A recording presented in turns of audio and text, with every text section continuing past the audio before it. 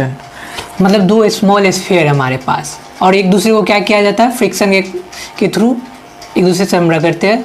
ठीक है, initially neutral था, रगड़ने के पश्चात एक पर पॉजिटिव चार्ज आ जाएगा और दूसरे पर निगेटिव। चूंकि चार्ज का ट्रांसफर होगा, इनिशियली न्यूट्रल था, चार्ज का ट्रांसफर होगा जिसके कारण एक पर पॉजिटिव और दूसरे पर निगेटिव चार्ज आ जाएगा।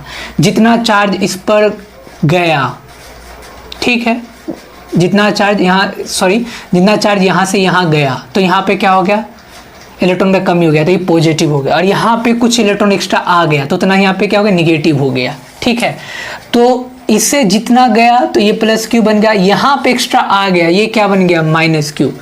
मैग्नीट्यूड ऑफ चार्जेस क्या है, दोनों के लिए सेम है, बस नेचर अलग है, एक प्लस क्यू है दूसरा माइनस क्यू है।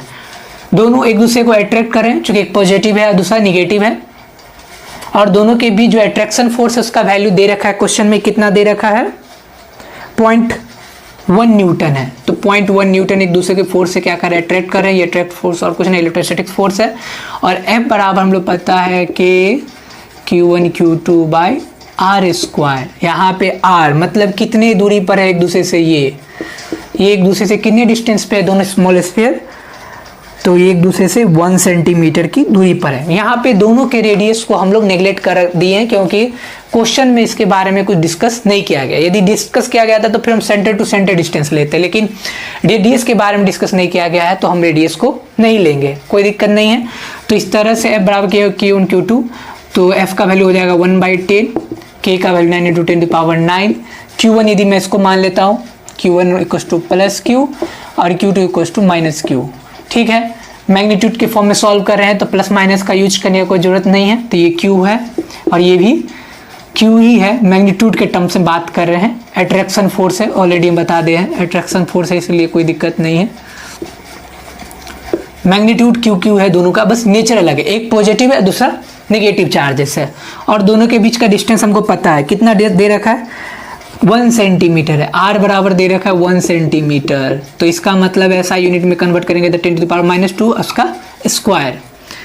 तो इस तरह से क्या हो गया, Q स्क्वायर हो गया और Q स्क्वायर हो गया, ऐसे नहीं से सॉल्व करते तो ये 10⁻⁻2 का स्क्वायर 4 हो जाएगा, तो ये ऊपर चला जाएगा तो ये 1 तो 9, और ये भी इधर चला जाएगा तो 9 × ये 9 और ऊपर में 4 5 बन जाएगा, तो 10⁻9 4 × 10 ये कुछ इस तरह का हो गया, ये ऊपर चला गया 4 बन जाएगा और ये 10 इधर आ जाएगा, और यहाँ पे साथ में क्या है, Q स्क्वायर।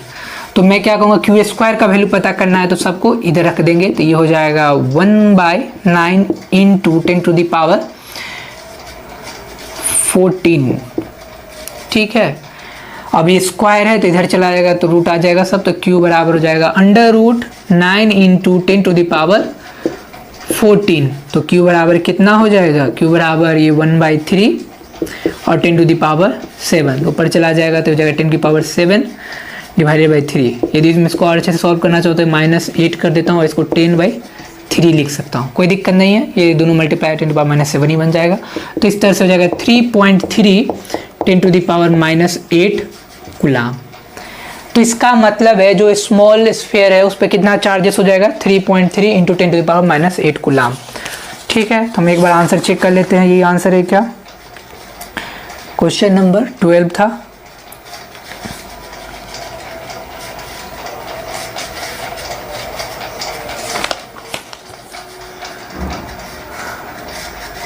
ठीक है, तो ये चार्ज हो गया। हमसे पूछ क्या रहा है क्वेश्चंस में, क्वेश्चन में हमसे पूछ रहा है how many electrons will transfer from one sphere to another, how many of electrons. ठीक है, क्वेश्चन में पूछ रहा है हाउ मेनी ऑफ इलेक्ट्रॉन्स, तो ये तो टोटल चार्जेस हुआ, ये क्या हो गया, टोटल चार्जेस हो गया। हमको पूछा नंबर ऑफ इलेक्ट्रॉन्स कितना, तो क्या करेंगे, एक इलेक्ट्रॉन्स का कितना चार्ज होता है, एक इलेक्ट्रॉन्स का कितना, टोटल चार्जेस कितना हो गया, टोटल चार्जेस हो गया 3.3 × 10⁻⁻8 कूलाम।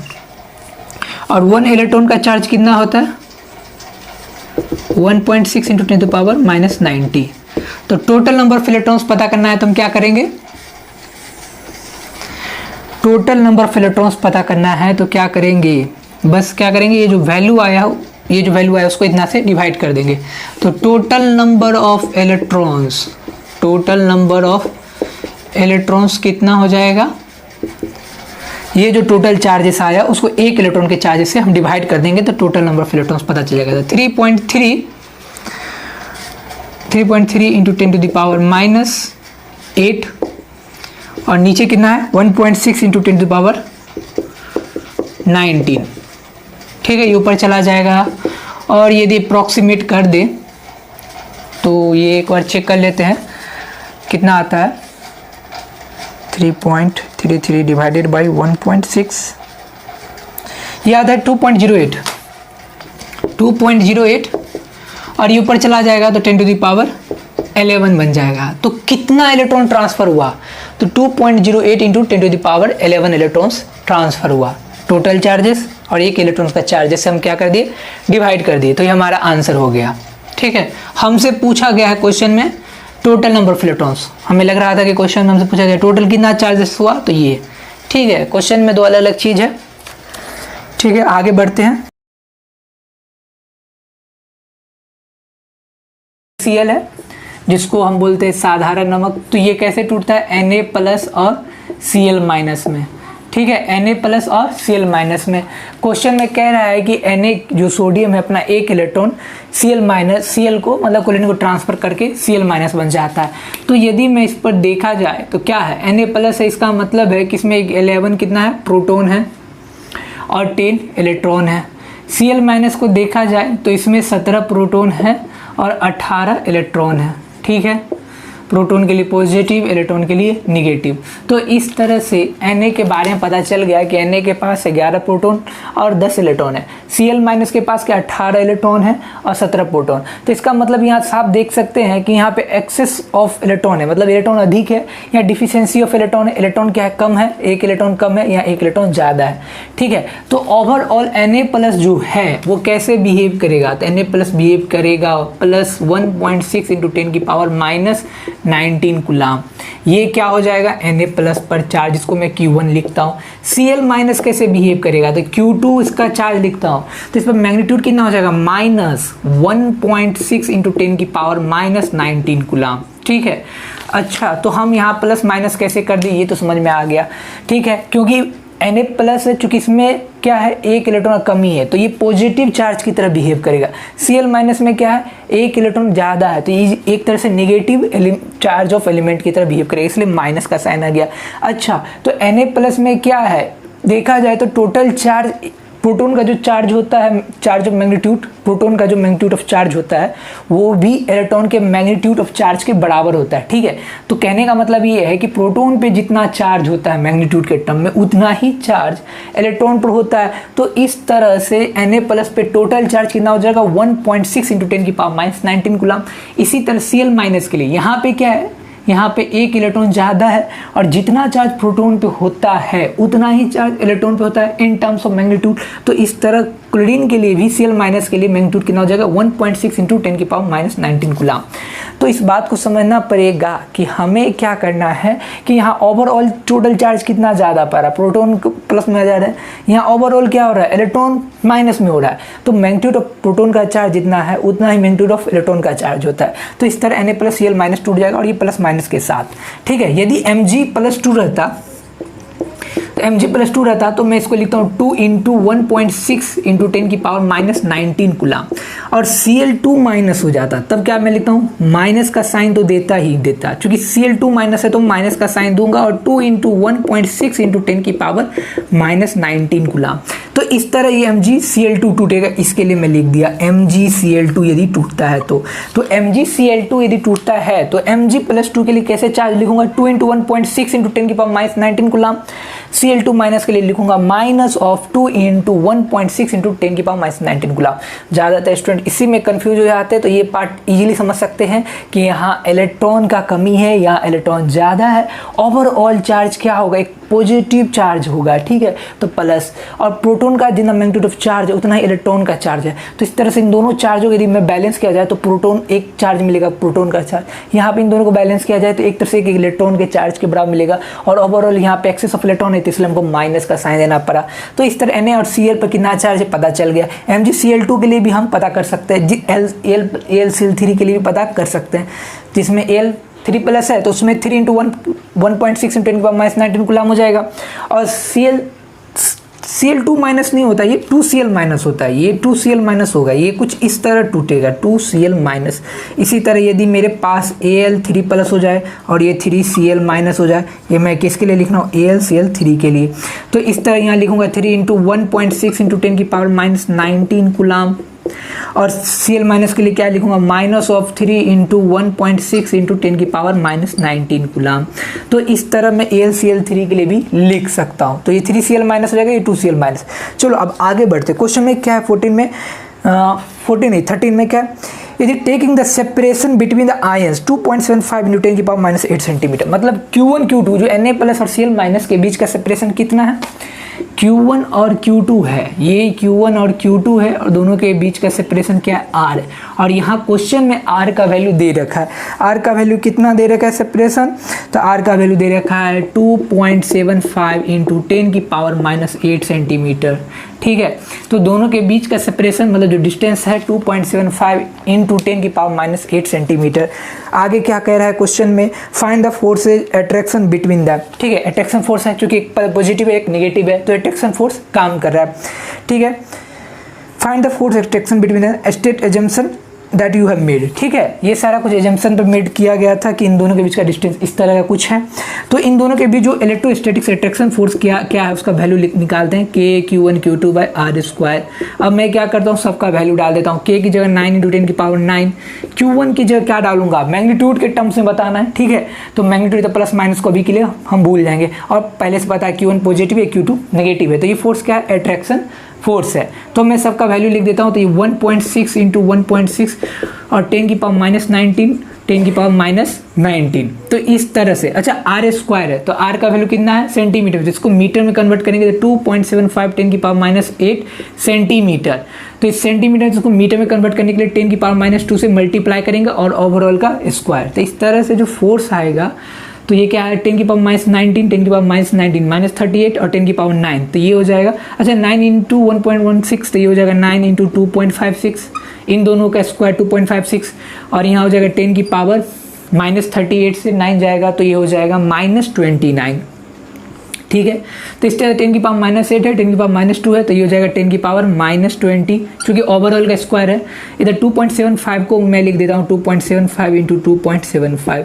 अच्छा, 10 की पावर माइनस 20 नीचे है तो ऊपर जाएगा तो प्लस 1 जाएगा, तो इस तरह हो जाएगा 9 इंटू 2.56, तो 10 की पावर माइनस 20 और ऊपर 10 की पावर माइनस 29 है, तो ये हो जाएगा 10 की पावर माइनस 9, और नीचे क्या हो जाएगा, तभी भी मैं 2.75 इंटू 2.75 लिख देता हूँ। तो अब मैं क्या करूँगा, इसका सिंपली यहाँ से क्या करूँगा, मल्टीप्लिकेशन स्टार्ट करूँगा, ऊपर वाले को मल्टीप्लाई कर दूँगा, नीचे वाले का जो मल्टीप्लिकेशन आएगा और उसको मैं डिवाइड कर दूँगा। तो अभी के लिए कैलकुलेशन के लिए मैं क्या करता हूँ, कैलकुलेटर यूज कर लेता हूँ, और लेकिन यदि हमें मैनुअली प्रैक्टिस करने का आदत रखना होगा तो कैलकुलेशन क्या आता है, रिजल्ट 9 इंटू 2.56 डिवाइडेड बाय 2.75 का स्क्वायर। तो इस तरह से ये रिजल्ट आता है 3.04। ये जो रिजल्ट आता है 3.04 इंटू 10 की पावर माइनस 9 न्यूटन। ठीक है, तो इस तरह जो फोर्स का रिजल्ट वैल्यू आता है 3.04 10 की पावर माइनस 9 न्यूटन। तो एक बार 13 का आंसर हम मिला लेते हैं, क्या यही आंसर है 13 का आंसर 3.04 इंटू 10 की पावर माइनस 10 की पावर माइनस 9 न्यूटन। तो अप्रॉक्सीमेट आंसर सही है, वहाँ पे आंसर में 3.05 किया गया, कोई दिक्कत नहीं, आंसर यही है, लगभग सही है, कोई दिक्कत नहीं है। छोटा सा अब यदि आप डेसिमल के बाद निकालना चाहते हो निकाल सकते हो, कोई दिक्कत नहीं। तो इस तरह से क्वेश्चन नंबर 13 का ये कॉन्सेप्ट है कि यहाँ पे Na पर कितना चाहे, Cl पर कितना चाहे, ये निकालना इंपॉर्टेंट कॉन्सेप्ट है। उसके बाद तो सिंपल कैलकुलेशन है। तो इस तरह से दोनों चार्जों के बीच जो अट्रैक्शन फोर्स काम कर रहा है उसका वैल्यू कितना है, अट्रैक्शन फोर्स जो काम कर रहा है उसका वैल्यू ये आता है 3.04 इंटू 10 की पावर माइनस 9 न्यूटन। तो इस तरह क्वेश्चन 13 कंप्लीट होता है। अब हम क्वेश्चन नंबर 14 को सॉल्व करते हैं। हमारे पास दो प्रोटॉन चार्जेस है और माना है कि हम कितने डिस्टेंस पर रखे हुए, r डिस्टेंस पर, और कुछ भी हो सकता है। हमसे बोल रहा है क्वेश्चन में कि इलेक्ट्रिक फोर्सेज और ग्रेविटेशनल फोर्सेज का क्या निकालना है, रेशियो निकालना है। तो इलेक्ट्रोस्टैटिक फोर्स का इक्वेशन लिखते हैं, एफ ई इलेक्ट्रिक फोर्स, के Q1 Q2 दोनों सेम चार्ज है, दोनों के लिए Q यूज करते हैं, Q1 Q, और दोनों के बीच का डिस्टेंस कितना है, R है, तो R स्क्वायर। ये तो इलेक्ट्रोस्टैटिक फोर्स लिख दिए। अब क्या लिखना होगा, ग्रेविटेशनल फोर्स लिखना होगा। तो ये लिखते हैं क्या, G मास ऑफ प्रोटॉन, दोनों का मास सेम ही है, सेमी प्रोटॉन है, और दोनों आपस में कितने डिस्टेंस पर है, R डिस्टेंस पर है, तो ये हो जाएगा R स्क्वायर। हमसे बस इन दोनों का रेशियो पूछा है, ये इलेक्ट्रोस्टैटिक फोर्स है और ये ग्रेविटेशनल फोर्स है, तो दोनों का रेशियो निकालना है। तो सिंपली क्या करेंगे, दोनों का रेशियो लिख देते हैं Fe/Fg। अब ये जो भी क्वांटिटी है उसको लिख देते हैं, और जो भी कट रहा है उसको काट सकते हैं, कोई दिक्कत नहीं है। नीचे क्या आ जाएगा, G mass of proton R square, ये सारा कुछ कट गया। ठीक है, अब हमारे पास क्या बचता है, K इंटू Q, नीचे क्या आता है, G into MP mass of proton और mass of proton. Simple question है, सबका वैल्यू डाल देना है। Q क्या है, मैग्नेट, जो Q क्या है, प्रोटॉन का चार्ज है, तो प्रोटॉन पे कितना चार्ज होता है, 1.6 × 10⁻⁻19 कूलाम होता है। MP क्या है, मास ऑफ प्रोटॉन है, तो ये होता है 1.67 × 10⁻⁻27 kg। हाँ, G क्या होता है, G ग्रेविटेशनल कांस्टेंट होता है, और इसका वैल्यू हमको पता होगा, ग्रेविटेशन में सीखे थे, 6.67 × 10⁻11 होता है। अब हम क्या करेंगे, सारा वैल्यू पुट कर देंगे, तो ये रेशियो बन जाएगा 9 × 10⁻9, 1.6 × 10⁻19, 1.6 × 10⁻−19। इस तरह G का भी वैल्यू सब पुट कर देंगे, 6.67 × 10⁻−11, 1.67 × 10⁻−24, 1.67 × 10⁻−24। सिंपली कैलकुलेशन है, अब कुछ भारी बात नहीं है, सिंपली सॉल्व कर लेते हैं कैलकुलेशन। ये कितना हो जाएगा, -38 और ये 9, तो ऊपर में हो जाएगा -29। पहले 10 का जो भी पावर्स को देख लेते हैं, -38 और +9 -29 हो जाएगा।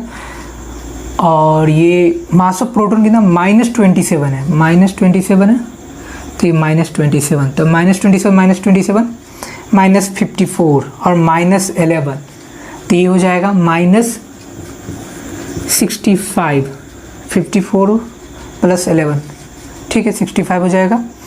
अब ऊपर में क्या है, 9 × 2.56, और नीचे क्या है, 6.67, 1.67, ये नीचे में -65 है, और ये ऊपर में प्लस हो जाएगा। तो ये सब कैलकुलेशन को हमको सॉल्व करना होगा। ये तो आसानी से हो गया, 10th का जो पावर था ये वाला पार्ट। इसको सॉल्व करने के लिए हम कैलकुलेटर यूज कर लेते हैं जल्दी से। क्या आता है रिजल्ट देख लेते हैं, 9 × 2.56, 6.67 × 1.67 का स्क्वायर, इस तरह आता है 1.239, और ये हमारे पास हो जाता है कितना, ये -10⁻−25 है, 35 है, तो ये हो जाएगा 36, तो ये हो जाएगा 10⁻36। रेशियो बहुत ज़्यादा बड़ा है। इसका मतलब ये हुआ कि इलेक्ट्रोस्टैटिक फोर्स जो है ग्रेविटेशनल फोर्स से ज़्यादा पावरफुल है, तभी तो ये ओवरऑल वैल्यू क्या आता है, 1 से बड़ा है। आंसर मिला लेते हैं क्वेश्चन नंबर 14 का। आंसर यही है, 1.239 × 10⁻36। ठीक है, अब क्वेश्चन नंबर हम 15 को सॉल्व करते हैं।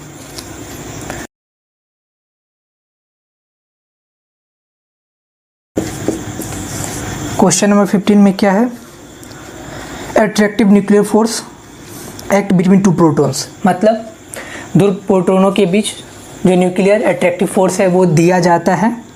हमारे पास इक्वेशन है F = C × e⁻⁻KR, और ये जो भी है उसको नीचे कितना से डिवाइड होता है, आर स्क्वायर से।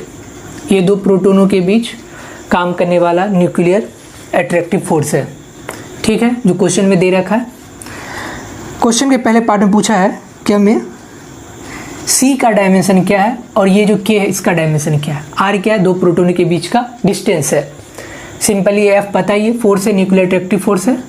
तो हम क्या करेंगे, सबका डायमेंशन निकालेंगे। हाँ अच्छा, एक और चीज़ है, एक्सपोनेंशियल का डायमेंशन कितना होता है, 0 होता है। एक्सपोनेंशियल जो भी टर्म है या नंबर्स है उसका डायमेंशन कितना होता है, 0। इसका मतलब ये हुआ कि m की पावर 0, l की पावर 0 और t की पावर 0। ये किसके लिए, एक्सपोनेंशियल कोई भी टर्म हो उसके लिए, ठीक है।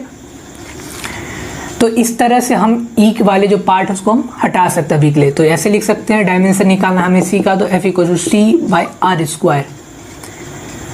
और फिर C बराबर क्या लिख सकते हैं, F इंटू आर स्क्वायर। आर क्या होता है, डिस्टेंस होता है। तो इस तरह से F बराबर एम एल टी माइनस 2, ये फोर्स का डायमेंशन। आर क्या होता है, डिस्टेंस होता है 2, तो डिस्टेंस के लिए का डायमेंशन L होता है और इसका स्क्वायर दे रखा है। इस तरह से C का जो डायमेंशन हो जाएगा M, ये L और ये L स्क्वायर, L क्यूब बन जाएगा और T की पावर -2। तो इस तरह से ये C का डायमेंशन हो जाएगा। अब हमको K का भी डायमेंशन निकालना है। तो हमको पता है E का ओवरऑल डायमेंशन कितना होता है, 0, मतलब m की पावर 0, l की पावर 0, t की पावर 0। तो इसका मतलब है जो E के ऊपर सब कुछ उसका भी डायमेंशन 0 होना पड़ेगा। तो 0 होना पड़ेगा, इसका मतलब माइनस के आर का भी डायमेंशन 0 होना पड़ेगा। इसका मतलब है m की पावर 0, l की पावर 0 और t की पावर 0, ठीक है। माइनस साइन से कोई मतलब नहीं होता डायमेंशन में, तो इसलिए माइनस साइन को हटा देते हैं। हमको k का डायमेंशन पता करना है, तो k को रखेंगे एक तरफ, इसी साइड रखेंगे। r का डायमेंशन पता होता है, क्या होता है, l होता है, और ये ओवरऑल वैल्यू कितना बन जाएगा, 1। तो इस तरह से k का डायमेंशन हो जाएगा l इनवर्स। तो हमने क्या किया, c का भी डायमेंशन निकाल लिए और k का भी डायमेंशन निकालिए। यही हमारा आंसर है क्वेश्चन नंबर 15 का a पार्ट का।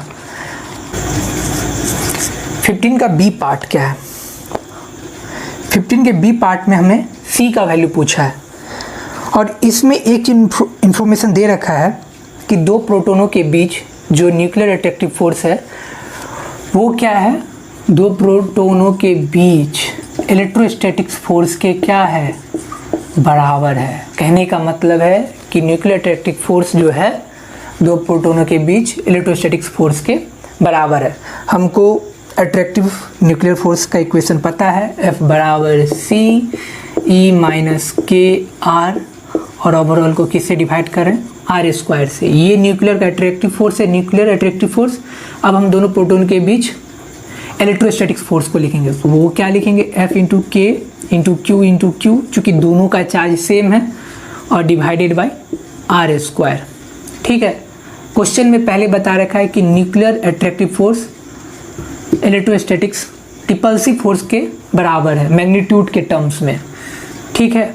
चूँकि दो पॉजिटिव चार्ज इसलिए रिपल्सिव फोर्स बन जाएगा।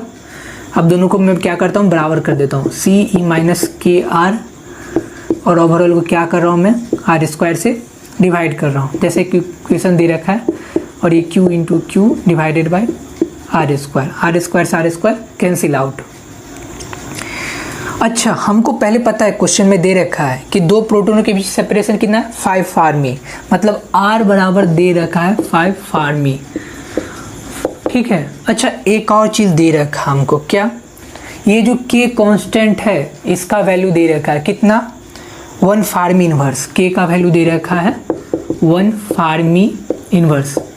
आसान है, सबका वैल्यू डाल देते हैं जल्दी से। तो ये C हो जाएगा E माइनस K का वैल्यू कितना है, 1 फार्मी इनवर्स, तो ये नीचे आ जाएगा 1 फार्मी, ऐसे होगा। R का वैल्यू कितना है, 5 फार्मी, तो ऊपर लिख देते हैं 5 फार्मी, ठीक है।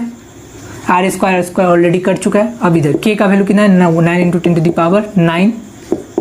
Q का वैल्यू कितना होगा, तो Q क्या है, प्रोटोन का चार्ज, और प्रोटोन का चार्ज इलेक्ट्रॉन के चार्ज के बराबर होता है। तो इस तरह से ये हो जाएगा 1.6 इंटू 10 टू द पावर 19, और ये भी हो जाएगा 1.6 इंटू 10 टू द पावर -19।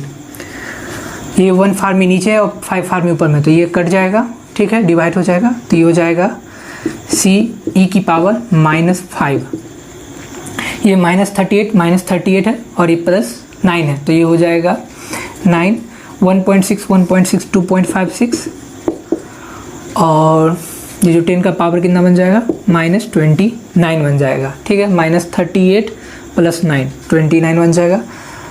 और ये जो e की पावर -5 इधर चला जाएगा तो प्लस बन जाएगा, तो ये हो जाएगा C 9 × 2.56 डिवाइडेड बाय कितना हो जाएगा, डिवाइडेड बाय नहीं, ये ऊपर चला जाएगा, इधर आ जाएगा तो डिवाइड नहीं करेगा, इधर पॉजिटिव में मल्टीप्लाई करता है। e की पावर 5 × 10 की पावर -29। e का वैल्यू होता है 2.7 के आसपास होता है, तो हमको e का पावर कितना करना पड़ेगा, 5 करना पड़ेगा। तो अभी के लिए हम कैलकुलेटर यूज कर लेते हैं, ये वैल्यू कितना है, लेकिन एग्ज़ाम में ध्यान रखना होगा, मैन्युअली सॉल्व करना पड़ेगा, तो उसको कुछ कर नहीं सकते, करना ही पड़ेगा। तो जल्दी से सॉल्व कर लेते हैं। 9 × 2.56 2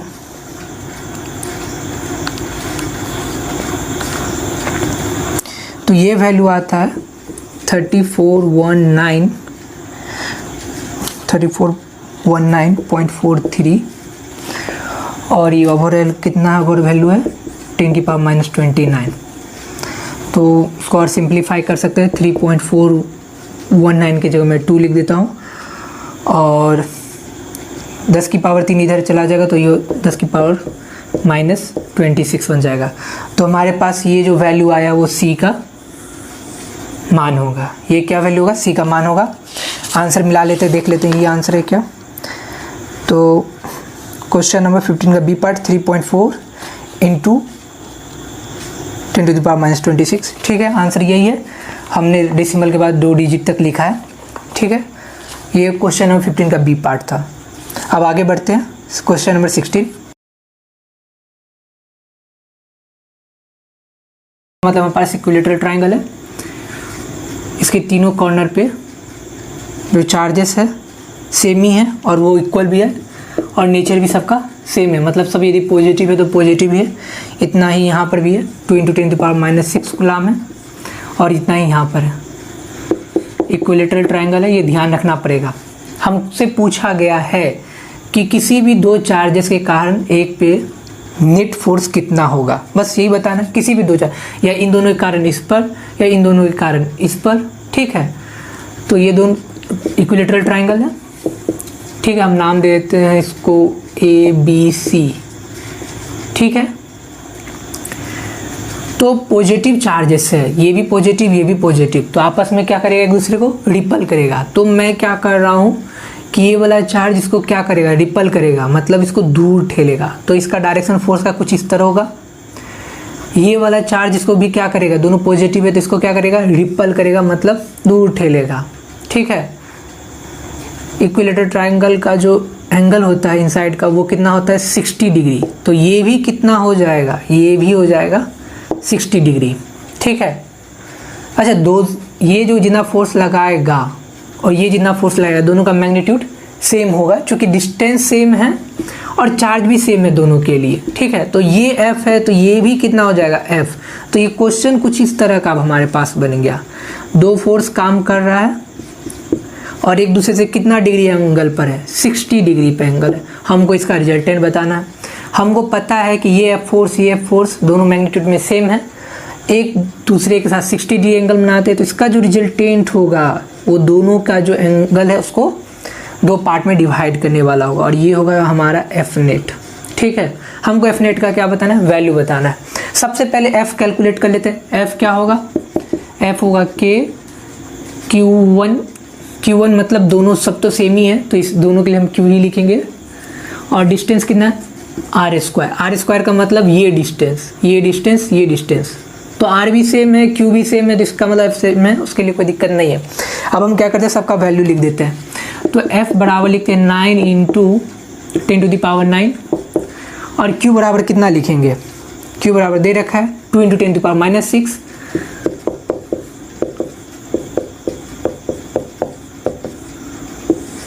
डिस्टेंस कितना दे रखा है, डिस्टेंस हमको दे रखा है 5 सेंटीमीटर। मतलब इक्विलेटरल ट्रायंगल का साइड कितना है 5 सेंटीमीटर, मतलब एक दूसरे से कितना डिस्टेंस 5 सेंटीमीटर है। ठीक है, तो 5 सेंटीमीटर इसको मीटर में कन्वर्ट करने के लिए 10⁻2 से स्क्वायर 10⁻² से मल्टीप्लाई करना पड़ेगा, और नीचे r² है तो सबका ओवरऑल स्क्वायर करना पड़ेगा। इस तरह से हम f का वैल्यू कैलकुलेट कर लेते हैं। ये 2 दूनी 4, 9 चौके 36, और ये कितना हो जाएगा 12, 12 में से 9 गया तो 3, तो 10⁻³ ऊपर में हुआ। नीचे कितना होगा 5 का स्क्वायर 25 और 10⁻⁴, ठीक है, कहीं मिस्टेक तो नहीं हुआ। और ये -10⁻⁴ है तो ऊपर जाएगा प्लस बन जाएगा, तो ये हो जाएगा 360 डिवाइडेड बाय 25। 10 से काटेंगे तो ये बन जाएगा 36, और ये हो जाएगा 25।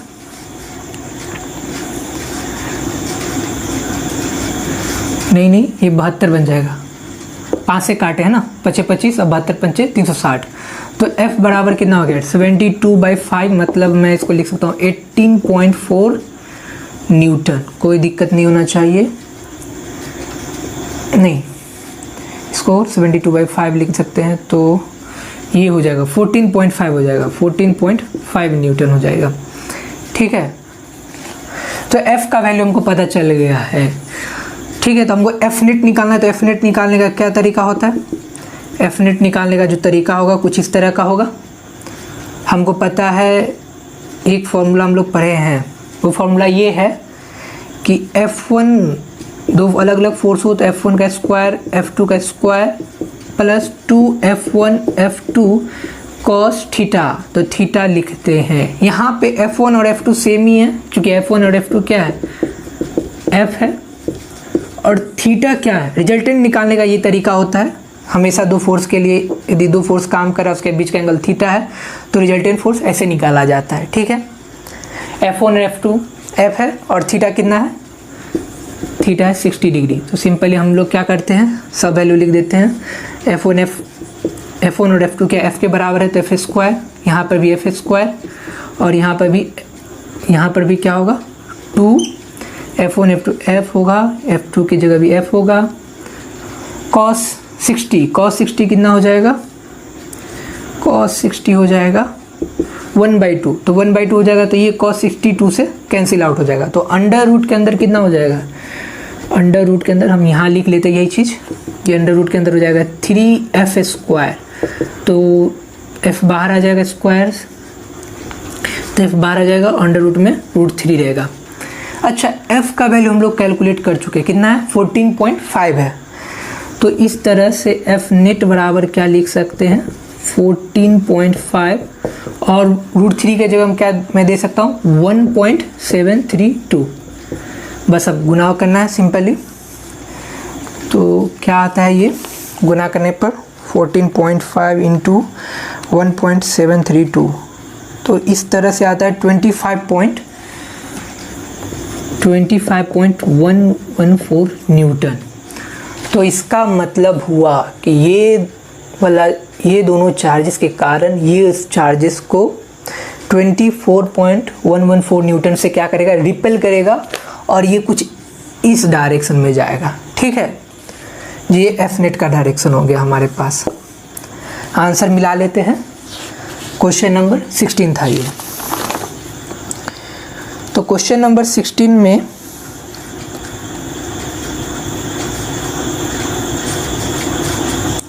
$24.9 न्यूटन दे रखा है, इसका मतलब है 14.5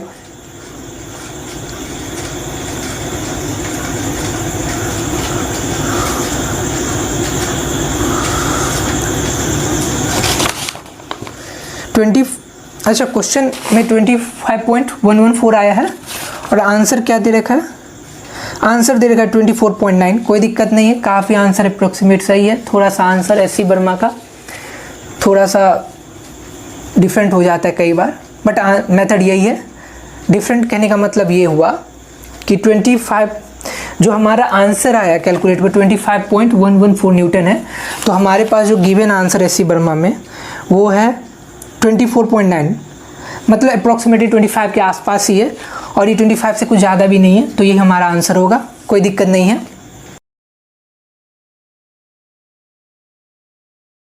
चार्जेस। देखो कुछ भी नहीं है, जिस तरह हम लोग लास्ट प्रॉब्लम सॉल्व किए थे उसी तरह का है। लास्ट टाइम जो हम लोग सॉल्व किए थे उस पे इक्विलेटरल ट्रायंगल पे था, इस बार स्क्वायर पे है, सभी कॉर्नर पे है, ठीक है। तो यहाँ पे Q चार्जेस है, यहाँ भी Q है, यहाँ भी Q है, और इस Q का मैग्नीट्यूड कितना दे रखा है, यहाँ पर भी सेम ही है। Q कितना बराबर है, 2 × 10⁻⁻6 कूलम है। अच्छा डिस्टेंस कितना है, मतलब स्क्वायर का जो साइड है वो कितना है, वो दे रखा है 5 सेंटीमीटर, मतलब ये R कितना हो गया 5 सेंटीमीटर, ठीक है। सबसे पहले हम क्या करते हैं, फोर्स लिखते हैं।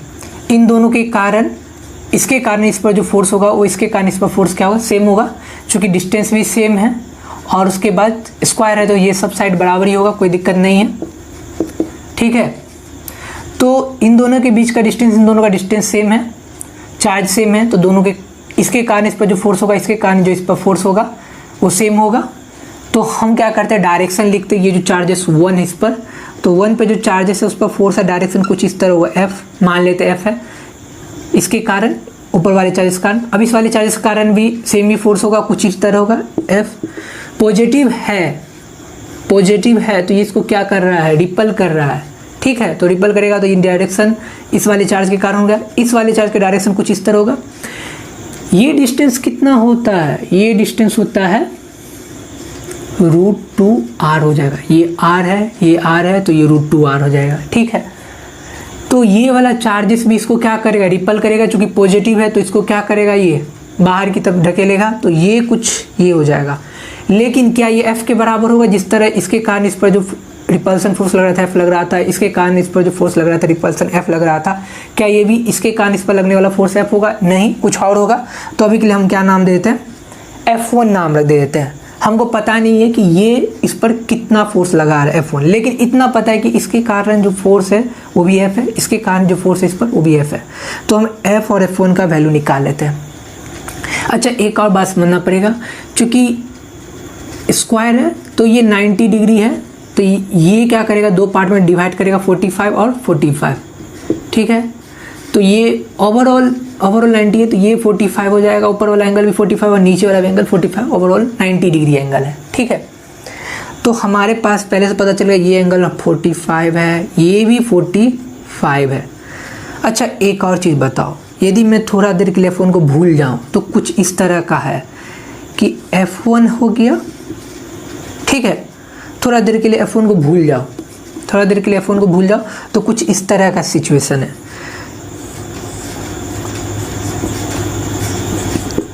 दो फोर्स काम कर रहा है एक दूसरे पे 90 डिग्री पे, मैग्नीट्यूड सेम है, तो इसका जो रिजल्टेंट होगा वो भी इन दोनों के बीच का जो एंगल उसको डिवाइड करेगा इक्वल पार्ट्स में, और वो क्या होगा, √2f। मतलब इन दोनों f के कारण जो रिजल्टेंट आएगा वो √2f बन जाएगा, ठीक है। √2f कैसे बना, तो √2f ऐसे बन जाएगा, अंडर रूट में क्या करेंगे, f का स्क्वायर प्लस f का स्क्वायर, एक दूसरे पर 90 डिग्री है तो सीधा ऐसे कर देंगे, तो ये हो जाएगा √2f, ठीक है। तो ये क्या करेगा, इन दोनों f के कारण जो रिजल्टेंट होगा √2f होगा, और उन दोनों के बीच के जो एंगल्स को इक्वली डिवाइड करेगा। तो इसका मतलब है जो F1 भी इसको इक्वली डिवाइड कर रहा है, तो हमको क्या मिला, इसका मतलब है कि कुछ इस तरह का सिचुएशन है। ये 45 डिग्री हो गया, ये भी 45 डिग्री, यहाँ पे F1 काम कर ही रहा है ऑलरेडी, और इन दोनों F के कारण जो रिजल्टेंट आता है वो भी इसी डायरेक्शन में, और वो किसके बराबर, √2f के बराबर है।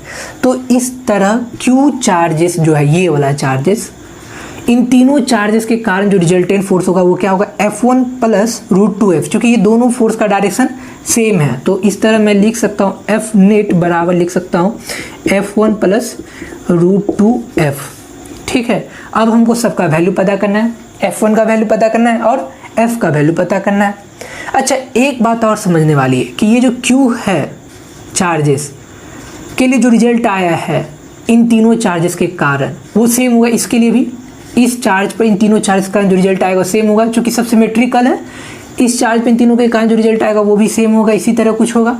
इस चार्ज पे इन तीनों चार्ज के कारण जो रिजल्ट होगा वो भी कुछ इसी तरह का होगा। मैग्नीट्यूड ओवरऑल सेम होगा और कुछ अलग गलत नहीं होगा। तो हम क्या करते हैं, सबका वैल्यू लिख लेते हैं। F1 लिखते हैं, सबसे पहले क्या होगा F1 क्या बोले थे, इस वाले चार्ज कारण इस पर फोर्स, यही लिखे F1, यही लिखे इस वाले चार्ज कारण इस पर फोर्स, जिसका डायरेक्शन कुछ इस तरह का था, इस वाले चार्ज के कारण कुछ डायरेक्शन इस तरह का था, इस वाले चार्ज के कारण इस पर डायरेक्शन कुछ इस तरह का था। ठीक है, ये F हो गया, ये F हो गया और ये F1 हो गया। ठीक है,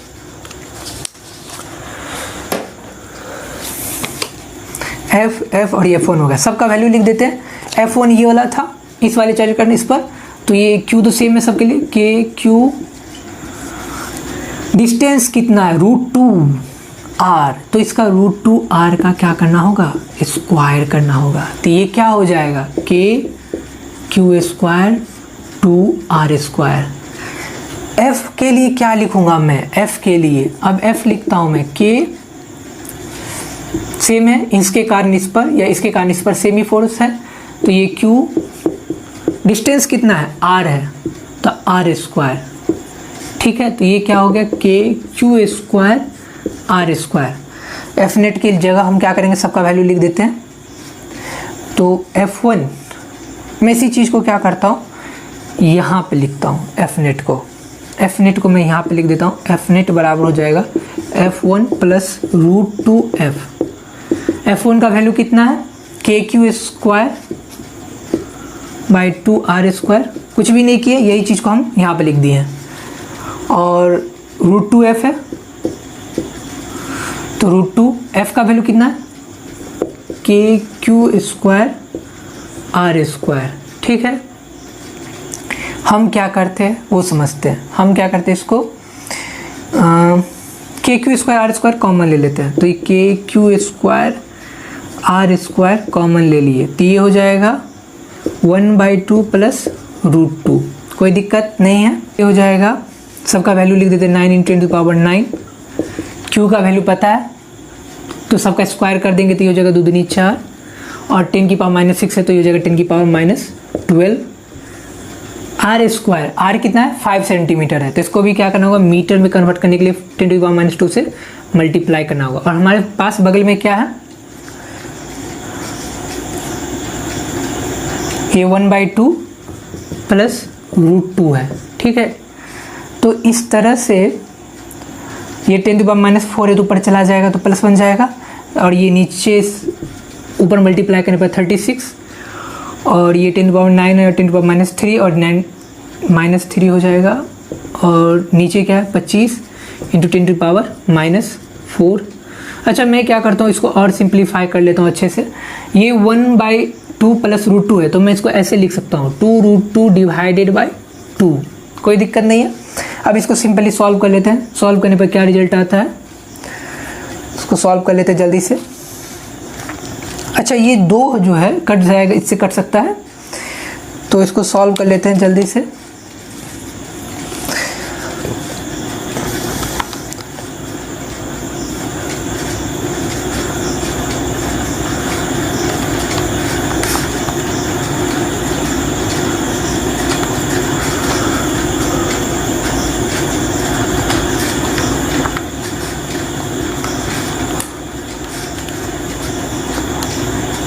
ये सॉल्व करने पाता है 27.56, ये सॉल्व करने पाता है 27.56 न्यूटन आता है। ठीक है, ये इसको सॉल्व करने पर 27.56 न्यूटन आता है। आंसर एक बार मैच कर लेते हैं, क्वेश्चन नंबर 17। अच्छा, ये रिजल्टेंट का डायरेक्शन तो हम पहले कैलकुलेट कर चुके हैं। इन दोनों F के कारण जो रिजल्टेंट आता है वो भी क्या होता है, इन दोनों के बीच जो 90 डिग्री एंगल, उसको डिवाइड करने वाला एंगल। ठीक है, और F1 भी सेम डायरेक्शन में, तो इसका मतलब है कि जो फाइनल रिजल्टेंट भी हमारा इसी डायरेक्शन में होगा। ठीक है, F रिजल्टेंट भी इसी डायरेक्शन में होगा, क्योंकि इन दोनों के कारण जो रिजल्टेंट होगा F1 के ही सेम डायरेक्शन में आता है। तो इस तरह से F नेट का हम लोग वैल्यू निकाल चुके 27.56 न्यूटन, और रिजल्टेंट कितना आता है 45 डिग्री एंगल के साथ आता है। ठीक है, ये क्वेश्चन नंबर 17 था।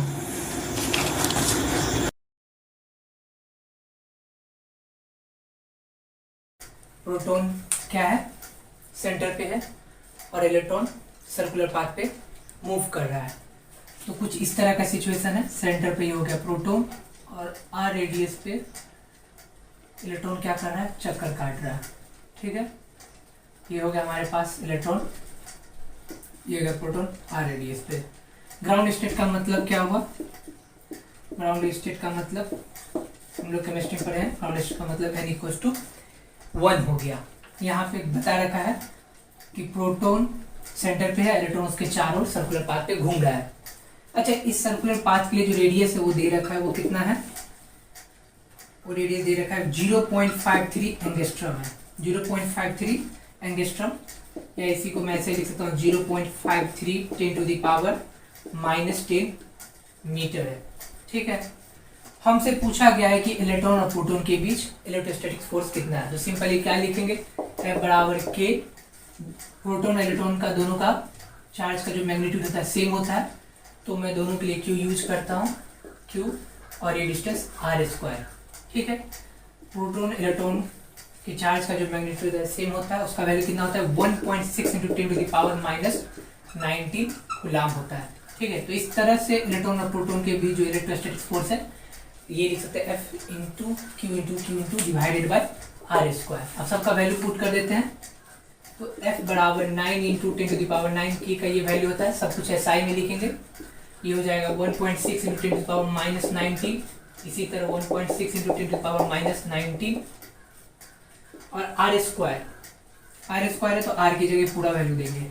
ठीक है, तो ये हो जाएगा 0.53 × 10 टू द पावर -10 का स्क्वायर। ठीक है, अच्छा मैं इसको ऐसे भी लिख सकता हूँ 53 × 10 टू द पावर -12 मीटर लिख सकता हूँ, ये ज़्यादा सही है। ठीक है, तो इस तरह, या 53 की जगह मैं -11 कर दूँ और ये 5.3 लिख दूँ, ज़्यादा सही रहेगा। तो यहाँ पर भी वो भी चेंज करना होगा, 5.3 और 10 टू द पावर -11 बन जाएगा ये। अब सिंपली कैलकुलेशन है, इसको सॉल्व कर लेते हैं। तो सॉल्व करने पर कितना आता है देखते हैं, ये F है, ये 9 है, ये 1.6 हो जाएगा 2.56, 10 टू पावर -19, 10 टू पावर -19 और 10 पावर 9 है, तो ये हो जाएगा -38 + 9, तो ये हो जाएगा -29। ठीक है, और ये 5.3 का स्क्वायर, और ये 10 टू पावर -11 है, का स्क्वायर हो जाएगा 10 टू पावर -22, और ये -10 की पावर -22 है तो पड़ जाएगा, तो प्लस बन जाएगा, तो इस तरह से हो जाएगा 9 × 2.56, और ये ऊपर हो जाएगा 10 की पावर -7 डिवाइडेड बाय 5.3 × 5.3। अब हमको क्या करना है, उसको सॉल्व कर लेना है। तो अभी के लिए हम कैलकुलेटर यूज कर लेते हैं, फिर मैन्युअली प्रैक्टिस करने का आदत रखना होगा। ठीक है, 2.56 डिवाइडेड बाय 5.3 का स्क्वायर, तो इस तरह से ये हो जाता है 0.820 × 10 टू द पावर -7, या इसको मैं ऐसे भी लिख सकता हूँ 8.20 × 10 टू द पावर -8 न्यूटन। इसका मतलब हुआ कि प्रोटॉन इलेक्ट्रॉन के बीच ग्राउंड स्टेट में 8.20 × 10 टू द पावर -8 न्यूटन का फोर्स काम कर रहा है। ठीक है, आंसर एक बार मिला लेते हैं। क्वेश्चन नंबर 18 है, आंसर यही है, कोई दिक्कत नहीं है। अब आगे बढ़ते हैं।